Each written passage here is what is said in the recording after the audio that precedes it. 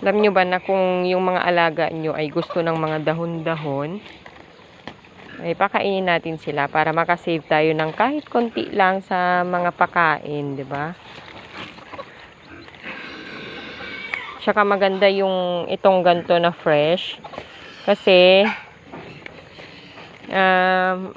maraming benefits sa katawan ng ating mga alaga.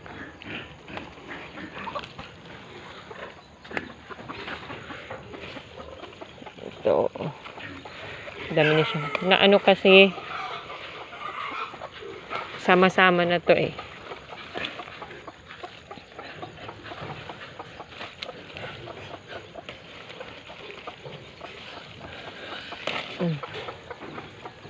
Naputol yata. Sorry, naputol ako.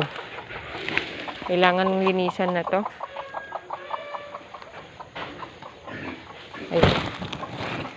Ayan yung ating mga alaga. Dito tayo nagtanim ng mga kangkong. Tapos ngayon ang gagawin natin,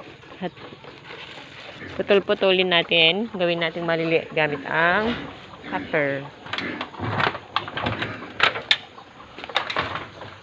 Pero hugasan muna natin. Ayan sila.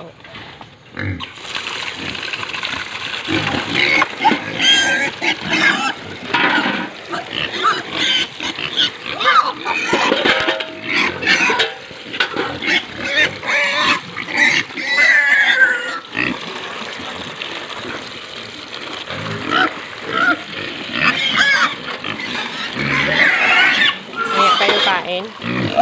Hugasan ko muna.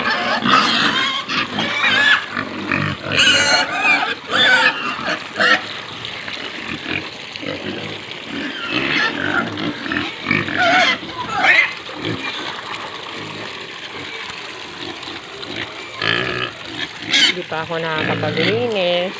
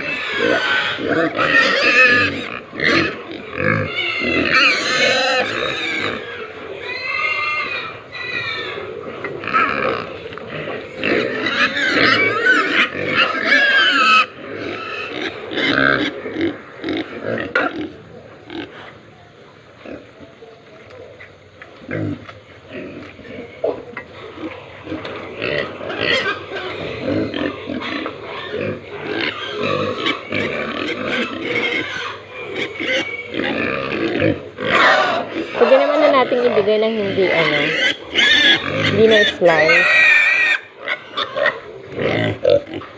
Para lang kasi mas mabilis nilang maubos. Ayan. I-slice natin. Pagkain ko dito. Para pakain natin sa kanila.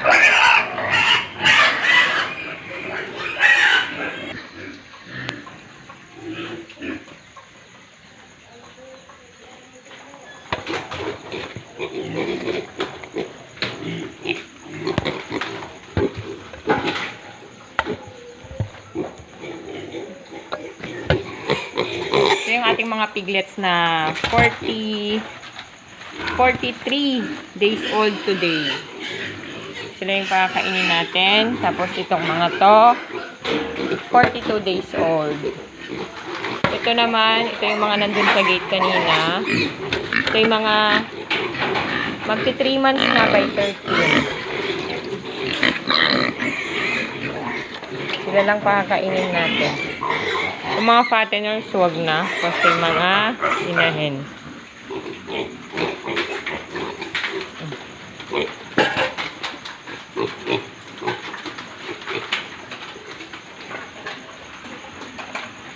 So, ayan lang po for this video.